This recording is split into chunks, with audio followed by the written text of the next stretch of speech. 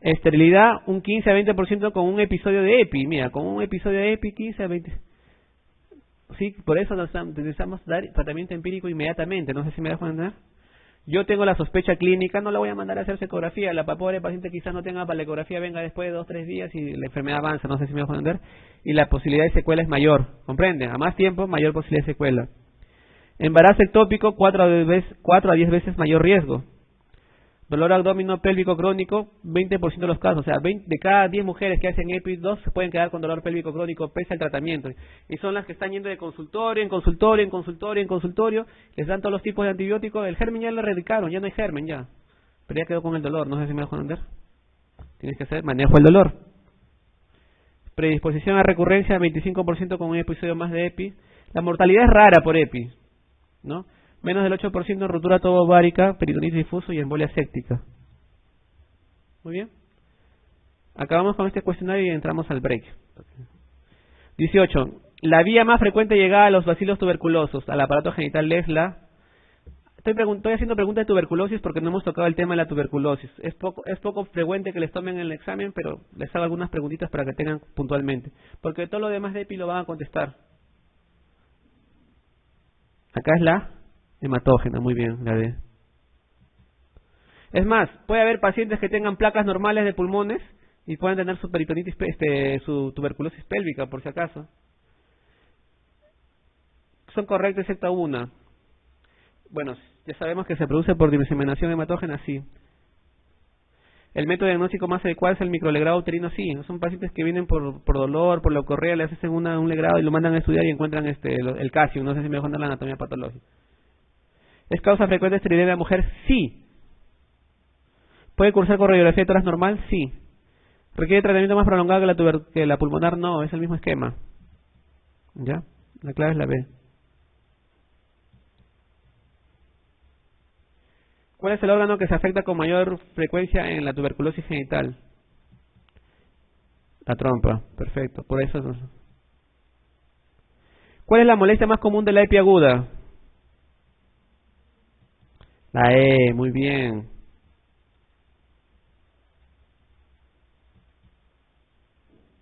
¿Cuál de las siguientes afirmaciones sobre la enfermedad pélvica inflamatoria es incorrecta? La mayoría de veces se origina por vía ascendente. Sí.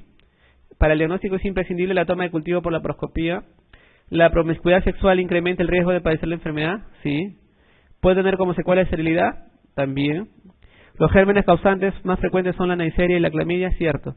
La pregunta es, ¿la B es cierto? Para el diagnóstico es imprescindible la toma de cultivo por laparoscopía. O sea, es el gold estándar, sí. ¿Te ayuda a certificar el diagnóstico? Sí. ¿Pero es imprescindible? No. Olvídate. Además, cuando uno hace la laparoscopía no hace cultivos, por si acaso. Simplemente ve el estado de las trompas, ve el peritoneo, cómo está, si hay adherencia, si no hay adherencia. ¿Me dejo entender? No hace cultivo. Ese líquido ni lo aspiramos, ¿estamos de acuerdo? Ni lo aspiramos. Lo lavamos a veces, pero no lo aspiramos para hacer estudios, nada.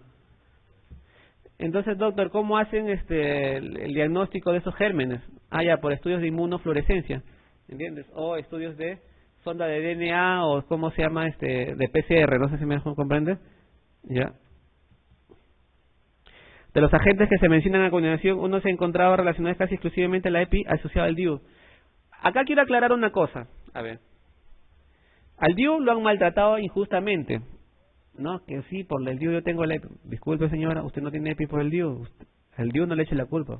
Usted tiene DIU más una conducta de riesgo. No sé si me dejo entender. Entonces, ¿qué pasa?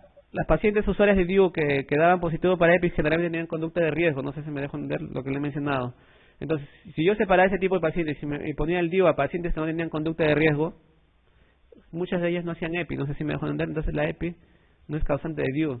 Que es un favorecedor a la EPI, sí. Si yo tengo una infección vaginal recurrente y todo lo demás y le pongo su DIU, obviamente que voy a favorecer una infección intrapélvica, no sé si me dejo entender.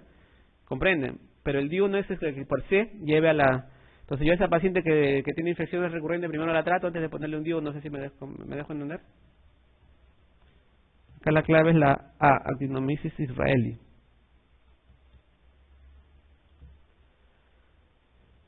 La 24, ¿cuál es? Para iniciar tratamiento de una probable EPI, debe basarse en Sospecha clínica, la D. Inicio tratamiento. Yo tengo que tener la sospecha, mis criterios mayores, menores y inicio tratamiento. Vamos a hablar sobre patología del cuello uterino, patología cervical. Muy bien. Tema muy importante. Primero para la práctica profesional, ¿no?, de ustedes, y segundo para fines de examen. A ver, ¿qué piensan de esta imagen? ¿Es un cuello normal, anormal? ¿Qué le diría un obstetriz a la paciente para ganarse 100 luquitas? Que tiene una heridita y hay que cauterizarla, ¿no? Eso es lo que le diría, ¿no? O un médico que no tiene ética, o un ginecólogo que está pues con 20 familias que mantener, cuentas por pagar, o un médico solidario que le pagan 2 soles por consulta. ¿Qué diría para ganarse un sencillo más? Que es una heridita. Le pregunto a ustedes. Yo siempre busco en las clases dar conocimiento, validar científicamente y un poco de formación ética, pues, ¿no? El dinero bien ganado se disfruta mejor que el dinero mal habido, ¿no? Con malas artes. ¿Esta es una herida? ¿Sí o no? Contésteme. No, se llama ectopía. ¿Estamos de acuerdo? Este es un servicio súper recontra normal, es de una mujer joven como ustedes, ¿no? Quizás ha tenido su parto, quizás usa sus anticonceptivos, no sé si me dejo entender. Pero no es una heridita, se llama ectopía. ¿Y qué es la ectopía? Es el tejido glandular, o sea, del endocervix, que se vierte hacia la parte externa. Este tejido de acá se llama exocervix, es un tejido de tipo poliestratificado, pavimentoso, ¿estamos de acuerdo? Y hacia la cavidad endocervical existe un tejido glandular, ¿estamos de acuerdo? Que en muchas personas se puede evertir. Es como que yo que me doble el labio y sale la parte interna, igualito pasaría en esta parte. Eso se llama ectopía. No es herida, ¿estamos de acuerdo? No es herida. ¿Estamos de acuerdo? Les digo eso porque se van a topar con muchos pacientes que los van a cauterizar por ese tema. Si tienen su formación bien adecuada, sobre todo en valores y en ética, no va a haber ningún problema, ¿no? Bueno, sí, señora, le han hecho eso, pero ustedes no vayan a caer en eso, por favor, ¿ya?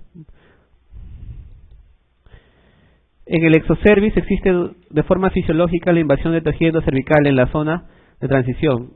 Se llama la unión escamo-columnar. Es importante, mira. Tenemos tejido exocervical, tejido endocervical, ¿estamos de acuerdo?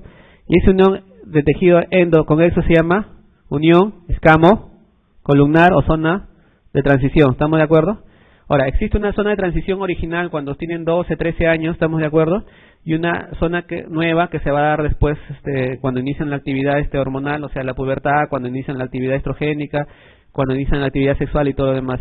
Y esas dos zonas de uniones, la nueva y la antigua, se llama la zona de transformación. ¿Y por qué es importante? Porque ahí se inicia la patología cervical, la displasia. ¿Estamos de acuerdo? Los cambios regeneran. Los cambios que se van a dar, se podría iniciar, y ahí es donde deben investigar. Hay un fenómeno que se llama reepitelización, ¿no? Que se repara siendo sustituido un epitelio plano poliestratificado igualmente al original. ¿A qué me refiero? Vamos, ¿este tejido va a quedar así toda la vida? No. Este tejido con el paso del tiempo se va a formar como este de acá, como este rosadito, me dejo entender, se va a reepitelizar, ¿estamos de acuerdo? Y esa reepitelización, ese cambio de tejido, esa regeneración, ¿cómo se llama? ¿Cuál es el nombre? Metaplasia. Pregunto yo, entonces, si ustedes se encuentran en un PAP o en un informe anatomopatológico, zona de metaplasia, ¿es sinónimo de cáncer eso? Para nada, es un fenómeno regenerativo normal, ¿entiendes? Entonces, te le digo porque yo he visto pacientes, yo trabajaba en el Callao antes de irme a Huaraz, zonas de Ventanillas que vienen desesperadas, que van a hacer su pollada porque le ha dicho el doctor que como han encontrado metaplasia tienen que operarle inmediatamente, si no le puede dar cáncer. ¿Es correcto eso? No, bajo ningún punto. ¿Estamos de acuerdo? Muy bien. En ocasiones, el proceso de reparación se altera, en ocasiones. El epitelio escamoso que se origina ya no es normal y se produce una alteración de las células que constituye la displasia en ocasiones. Vamos a la siguiente. Acuérdense, el tejido epitelial, ¿cuántas capas tiene? Estudio de histología, ¿qué pasó? 5, muy bien, muy bien. El superficial, ¿cómo se llama? Tenemos el estrato basal, el espinoso, el granuloso, el córneo, ¿estamos de acuerdo? Muy bien. El córneo es el que se descama, pero que representa ya la muerte de las células basales que van migrando hacia los otros estratos, ¿estamos de acuerdo? Muy bien. En ese proceso de reparación hay un agente causal que puede intervenir. ¿Cómo se llama ese agente causal? Un agente infeccioso. ¿Cómo se llama? En algunas mujeres, bueno, casi el 90% de la población lo tiene, ¿no? Sino que no todas hacen ese tipo de enfermedad. Se llama el papilomavirus, ¿estamos de acuerdo? Ahora, el papilomavirus, les informo, ¿cuánto tiempo de autolimitación tiene? O sea, ¿a los cuánto tiempo se autolimita? Si tú tienes tu sistema inmunológico bien definido. 9 meses más o menos, 9 a 12 meses. O sea, si tú tienes tu sistema inmunológico bien formado, bien adecuado, sin ningún tipo de complicaciones, en 9 meses a 12 meses ese papiloma se autolimita. ¿Entiendes? Y no va a producir cambios en el genoma de esas células que se están reparando, ¿me dejo entender? Pero si tú estás expuesta constantemente, 9 meses, te volviste a contagiar, sí vas a estar exponiéndote ese papiloma a que ingrese al genoma de esa célula, ¿estamos de acuerdo? Cambie el ADN y cambie su secuencia formativa y su secuencia de reproducción, de replicación. Y ahí es donde se produce la displasia, ¿me dejo entender? ¿Comprende? Entonces, doctor, no todas las pacientes que tienen infección por PVH van a llevar a una displasia, no todas, tiene que haber algunas conductas para poder exponerlo a cada rato, ¿me dejo entender? ¿Estamos de acuerdo? ¿Me están entendiendo el concepto? Perfecto, ya sigamos. Y PVH no es sinónimo de cáncer, no sé si me dejo entender. PVH es el germen, el virus, ¿estamos de acuerdo? El agente que va a producir ese cambio, pero cuando está expuesto constantemente, en forma prolongada, ¿me dejo entender? En cambio, cáncer es cuando ya se produjo el cambio en la secuencia genética de esa célula y empieza a haber una replicación con esa mutación, no sé si me dejo entender, y va a tener el comportamiento nuevo. No son sinónimos. ¿Que el PVH te puede llevar a cáncer? Sí. Sí, te puede llevar si tú estás expuesto constantemente y si tienes ciertas condiciones, sí. Más no, son sinónimos. No sé si me dejo entender, no son sinónimos. Muy bien. Entonces, recapitulando. Tenemos un cervix que es normal, tenemos un tejido que mal llamado herida que se llama ectopía, que viene a ser el tejido glandular de la zona interna del endocervix, y tenemos la parte externa que se llama exocervix, que es un tejido plano. La unión de ambos se llama la unión escamo-columnar, ¿estamos de acuerdo? Hemos dicho que había una unión escamo-columnar original cuando eran niñas, tenían 12 años y cuando empezaron a hacer sus actividades sexuales, y esas dos uniones, esa zona se llama zona de transformación, y ahí es donde se pueden producir esos cambios, que le vuelvo a repetir. Que este epitelio se puede regenerar, se puede repavimentarse, que se puede reepitelizar, y durante esa reepitelización, si yo tengo exposición prolongada del PVH, ahí se pueden dar las transformaciones, sí se pueden dar las transformaciones, ¿no? Pero va a haber ciertas condiciones. Miren, cuando hacen estudios epidemiológicos sobre infección por PVH, es la infección más prevalente de las ETS, ¿estamos de acuerdo? Un 80-90% de la población tiene ese tipo de germen, pero no todas van a ser cáncer, no sé si me dejo entender, tiene que haber ciertas condiciones. ¿Comprenden? ¿Cómo hago mi estudio de la patología cervical? Bueno, primero tengo varios estudios.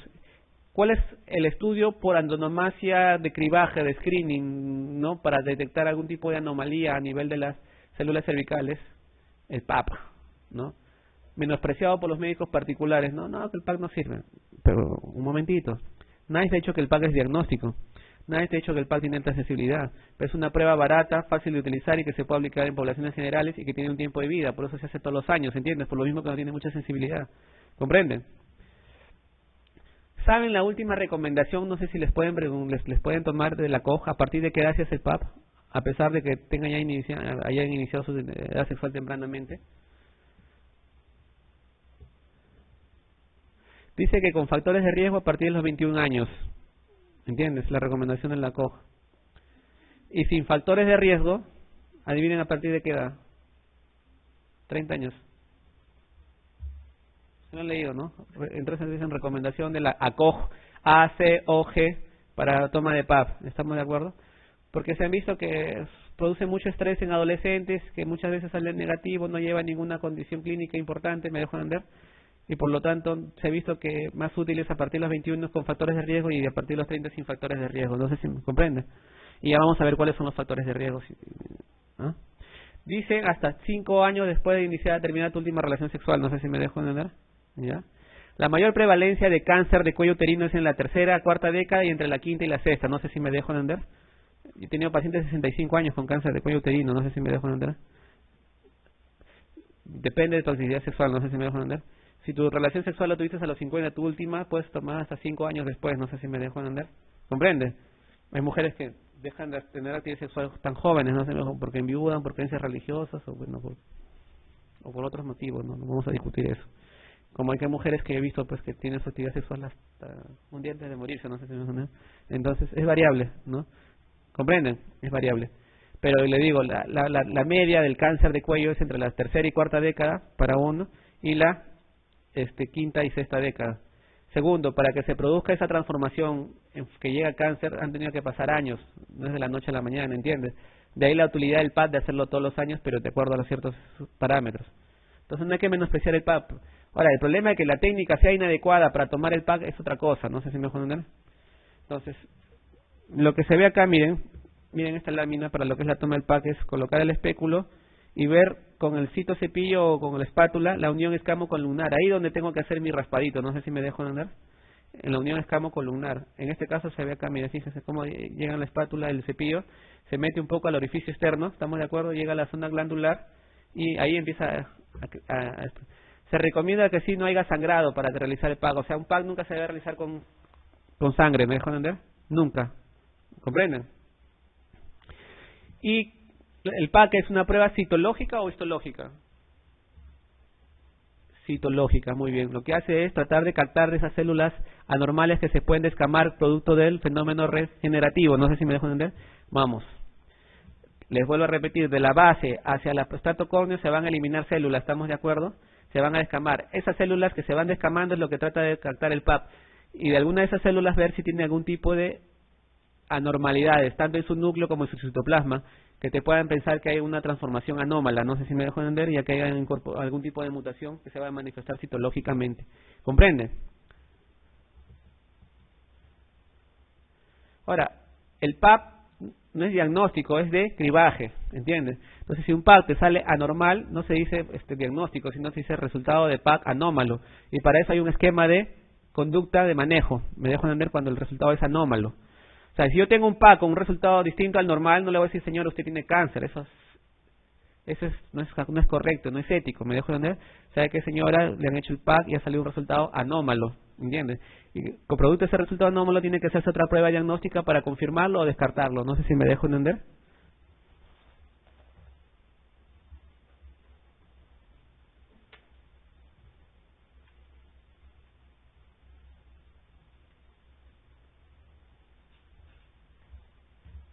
Muy bien, sigamos.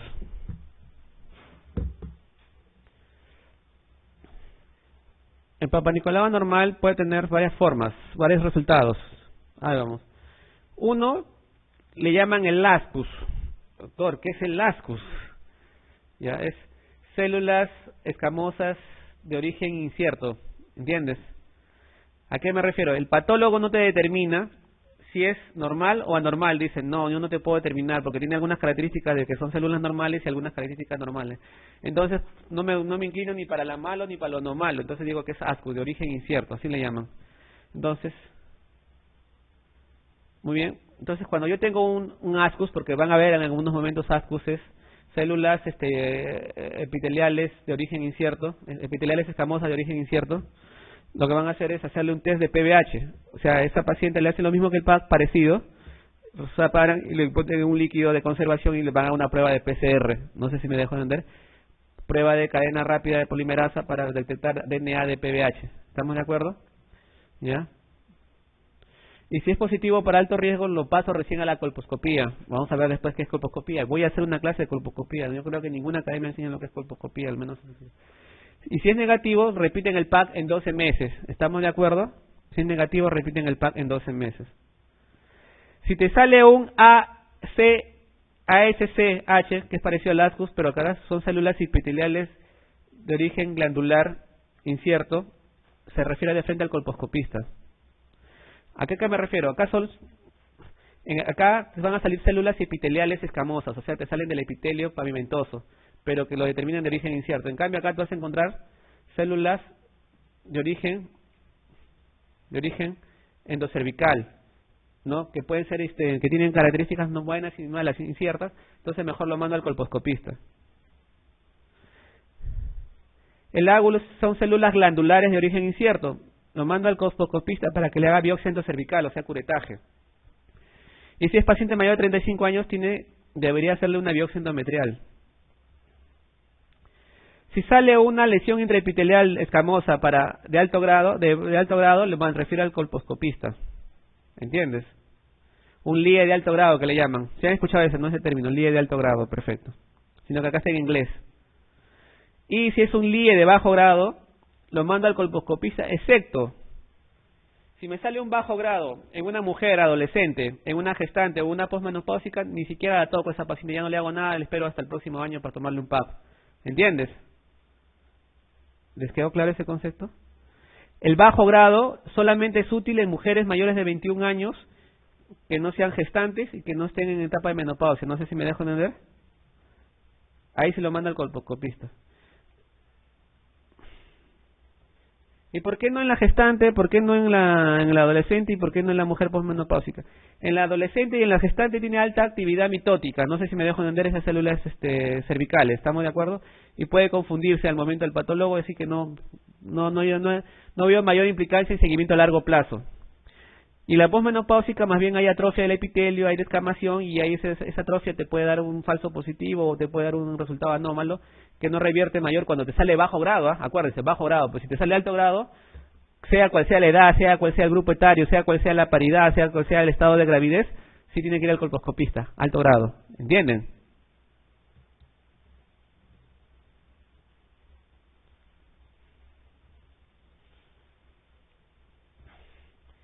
Acuérdense, ¿qué es la displasia? A ver, ¿qué es la metaplasia? Recordando, a ver. La metaplasia es la transformación de un tejido por otro. ¿Estamos de acuerdo? Como un fenómeno reparativo. ¿Perfecto? ¿Es anómalo? No es anómalo. ¿Es fisiológico? Sí es fisiológico. Perfecto. Ahora, que en ese proceso reparativo se puede incorporar un elemento que se llama PBH, que se puede incorporar a su genoma, que puede haber cambios a nivel del ADN de esa célula y que puede haber una replicación en forma continua y que puede llamar ese tipo de otra celularidad, y eso sí se llama displasia. ¿Eso es anómalo? Sí es anómalo. La displasia sí es anómalo. ¿Estamos de acuerdo? ¿Les quedó claro? Muy bien. Pero para que se produzca la displasia tiene que haber exposición permanente al PBH. ¿Estamos de acuerdo? Les he dicho bien claro, tiene que haber, en un año no va a haber incorporación del genoma, pues se autolimita. Son pacientes que están expuestos cada rato al PBH. No sé si me dejo entender y vamos a ver cuáles son las conductas de riesgo. Pero vamos a hablar un poco de las displasias. Ahora, ¿la displasia es sinónimo de cáncer, sí o no? No. ¿Ya? Displasia no es sinónimo de cáncer. ¿Estamos de acuerdo? Son las que normalmente ustedes escuchan lesiones precancerígenas del cuello uterino. ¿Entienden? ¿Y por qué? Porque no atraviesan la membrana basal, no han roto la membrana basal y no tienen un comportamiento invasivo. El cáncer, para llamarse cáncer por sí, tiene que ser un comportamiento invasivo. ¿Estamos de acuerdo? Estas células que son anormales están localizadas dentro de la membrana basal del cérvix. No sé si me dejo entender. Muy bien. ¿Hasta ahí les queda claro? Perfecto. Entonces, vamos. Se habla de displasia leve cuando las anomalías nucleares y la mitosis poco intensas afectan el tercio basal epitelio. Miren este de acá. Este es un epitelio normal. Se ve su lámina basal, se ven las células epiteliales y se ven los núcleos normales. ¿Estamos de acuerdo? En cambio, si se ven acá, la lámina basal ha engrosado un poco. Acá los núcleos han aumentado en intensidad, en el color y en el tamaño. O sea, el núcleo representa más de la tercera parte del componente celular. ¿Estamos de acuerdo? Pero, si se dan cuenta, solamente es una tercera parte de toda la membrana basal del epitelio cervical. Me dejo entender solamente esta parte, la tercera parte. En cambio, en el SIN2, o sea, la displasia moderada, ya hay 2/3 de la membrana basal que están comprometidas. Miren en la imagen comparativamente con esta y con esta. ¿Estamos de acuerdo? En cambio, en la displasia severa, o en el SIN3 o la NIC3, ¿no? Antiguamente llamada NIC3, toda la membrana basal, la totalidad está con cambios celulares anómalos. No sé si me dejo entender, pero no atraviesa la membrana basal. No sé si me dejo entender. Cuando estas células rompen esta membrana basal y empiezan a invadir, ahí se llama ya cáncer. No sé si me dejo entender. ¿Les quedó claro? ¿Sí? ¿Perfecto? Sí, muy bien. Entonces, ¿cómo se traduciría desde el punto de vista macroscópico? Miren, un epitelio sano, rosadito. Acá no hay ectopía, por ejemplo. Acá es tejido pavimentoso. Posiblemente sea una mujer nulípara que no usa anticonceptivos en edad fértil. No sé si me comprenden. Muy bien. En cambio, acá ya está expuesto al PBH. Acá hay una pequeña reacción inflamatoria, pero focalizada. En cambio, acá ya hay cambios a nivel del orificio pericervical, pero son focalizados, no se dejan de ver leves. Acá ya son más extensos. Acá ya son mucho más extensos y acá ya empieza a invadir. No sé si me dejo entender, a carcomer tejidos. ¿Comprendes? Se ve macroscópicamente. Muy bien. Entonces, cuando yo tengo yo tengo un PAC anómalo, tengo que mandarlo a ese paciente a una colposcopía para que le hagan una evaluación de signos anómalos a nivel cervical, tomen biopsia y ver histológicamente si esto, que puede ser normal, que puede ser un NIC1, una displasia leve, una displasia moderada, una displasia severa. ¿Estamos de acuerdo? Muy bien. Acuérdense, el PAC es citológico, células descamativas. En cambio la biopsia es histológico, tejido, no sé si me dejo entender, con sus componentes, membrana basal, celularidad, estrato basal, ¿estamos de acuerdo? Estrato córneo, todos los componentes que se debe ver. Y se ve la nucleolaridad, o sea, el núcleo de cada célula, si es normal o anormal, ¿estamos de acuerdo? ¿Les quedó claro? Perfecto. AGUS, células escamosas atípicas de significado incierto. ASCUS, perdón. AGUS, células glandulares de significado incierto, ¿estamos de acuerdo? Muy bien, vamos a ver lo que es colposcopía. Entonces, hemos visto, recapitulando, que cuando yo tengo un PAC anómalo, la mayoría de pacientes tienen que ir a colposcopía. ¿Entiendes? ¿Y qué es la colposcopía? En buen romance. La colposcopía es la magnificación por lente de aumento del tamaño de la del cervix, ¿estamos de acuerdo? Y tiene que verse todo su componente. Vamos a la primera imagen. Esta es una imagen colposcópica, por ejemplo, de un cervix normal. Entonces yo veo orificio cervical, ¿estamos de acuerdo? Tejido pavimentoso, tejido glandular, veo las paredes vaginales alrededor, ¿estamos de acuerdo? Veo la zona de transformación, ¿estamos de acuerdo? La unión escamo-columnar en un tejido a otro y la zona de transformación, ¿estamos de acuerdo? Si veo todo eso es una colposcopía adecuada tipo 1, generalmente se ve en pacientes jóvenes eso, ¿estamos de acuerdo? En edad reproductiva, ¿no? Cuando ya empieza a ver la posmenopausia y empieza a disminuir los estrógenos, este tejido se atrofia, ¿estamos de acuerdo? Vamos a ver en otras láminas. Y un poco difícil ver la unión escamo-columnar, ¿comprenden? Un poco difícil de ver la zona de transformación, porque se internaliza. A más edad, la unión escamo-columnar se internaliza. De ahí que el PAP en una paciente joven tiene que ser con suavidad superficialmente, porque es fácil de llegar a la zona de transformación, ¿estamos de acuerdo? En cambio, en una mujer más menopáusica se recomienda el citocepillo que entra con profundidad, porque la zona de transformación se internaliza. ¿Me dejo entender? De ahí que algunos PACs en mujeres mayores sean inadecuados. ¿Por qué? Porque no se llega a internalizar hasta la zona de transformación. ¿Comprenden? ¿Les quedó claro? Perfecto.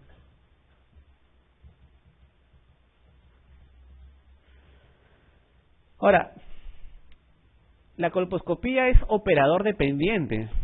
¿Entiendes? O sea, depende de la experticia de los ojos con lo que lo miran. Yo puedo mirar una imagen, porque ya tengo cierta experiencia, y un colega que tiene más experiencia puede mirar otras imágenes que yo quizás no vea. Otro colega que no tiene mucha experiencia no ve nada, le parece todo normal, no sé si me dejo entender.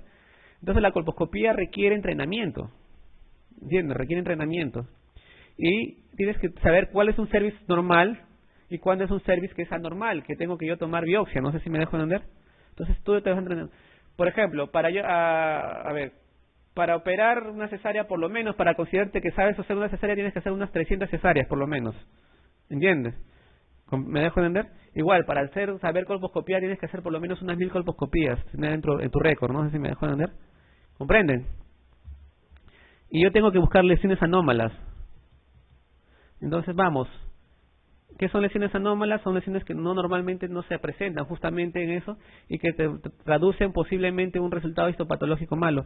Y una de las lesiones que tiene que yo buscar se llama puntillado. Vamos al otro. Cervix normal, un epitelio plano liso, un tejido glandular sin ninguna anormalidad, sin vasos anormales, sin tejidos esofíticos, no hay nada. No es herida, acuérdense. Muy bien. En cambio, pueden haber estas lesiones en puntos que aparecen sobre el epitelio exocervical, que pueden ser finos, que no es este caso, que pueden ser gruesos, como es este caso. Es un tejido, es una imagen anormal, ¿entiendes? Anormal. Puntillado, acuérdense, puntillado, imagen anormal. Entonces yo veo esa imagen, tengo que sacar con mi pinza y tomar una biopsia y mandarlo a estudio histopatológico. ¿Qué más? Hay un test que se llama el test que usan el ácido acético. Entonces echan el ácido acético y los tejidos anormales o las zonas anormales van a captar el tejido acético y se van a poner blanco, ¿entiendes? Las células displásicas blancas. Se llama lesión aceto blanca, como esta, también es un blanco intenso. Este es el orificio cervical, ¿estamos de acuerdo? Este es el exocervix, acuérdense, exocervix, el tejido pavimentoso. Acá lo que sería la zona de ectopía, pero aparte de la zona de ectopía hay un tejido blanco que capta, me dejo entender, ese es un tejido anómalo, una imagen anómalo, mejor dicho. Con mi imagen anómala yo estoy en la obligación de tomar biopsia y mandar el estudio histopatológico. Lesión aceto blanco con aceto, acuérdense, ácido acético, ¿estamos de acuerdo? De ahí voy a buscar y voy a encontrar unas baldosas, como unas losetas, ¿entiendes? Eso se llama mosaico. ¿Me dejo entender? Mosaico. Es otra imagen anormal, ¿entiendes? Tengo que tomar biopsia. ¿Puede haber vasos a nivel del tejido exocervical, endocervical? Claro que sí, pero son vasos normales, lineales, delgados, los famosos vasos típicos. En cambio acá hay vasos atípicos. Cuando ya hay vasos atípicos ya estamos hablando por lo menos de un NIC3 o de una microinvasión. ¿Me dejo entender? Entonces miren, en espiroqueta, con zonas de secuestro, espiralados, abigarrados, gruesos, son vasos anómalos. Entonces, ¿cuáles son mis lesiones anormales? Recapitulando: 1, puntillado; 2, mosaico; 3, aceto blanco; 4, vasos atípicos. ¿Estamos de acuerdo? Entonces, ¿qué informe mi colposcopía? Paciente con colposcopía adecuada, que se pudo explorar bien, se pudo ver la zona de transformación, se pudo ver las partes vaginales o cervix, con lesiones colposcópicas anormales tipo puntillado fino, puntillado grueso, mosaico fino, mosaico grueso, aceto blanco, me dejo entender, o vasos atípicos. Siempre se toma biopsia. ¿Estamos de acuerdo? Muy bien. ¿Comprenden? Muy bien. ¿Qué hago cuando yo voy a la biopsia? La biopsia me va a informar cualquiera de estos tres, o me puede informar también cáncer microinvasivo. Acuérdense, se llama displasia o lesión premaligna cuando no hay ruptura de la membrana basal. Esta es la membrana basal, acuérdense, esta línea. ¿Estamos de acuerdo? Que está separando. Y como dice acá la lámina, cuando hay un tercio de la totalidad del espesor de la lámina, el que está con células anormales se llama displasia de tipo leve. Cuando son 2/3, como ven acá, se llama displasia de tipo moderada. Y cuando es la totalidad de la lámina, la que está con células anormales, con nuclearidad anormal, se llama displasia severa. Y cuando rompe la membrana basal y empieza a infiltrar las otras zonas, se llama cáncer. Ahí se llama cáncer. ¿Estamos de acuerdo? ¿Les quedó claro? Muy bien. Por favor, hasta aquí alguna pregunta, con confianza.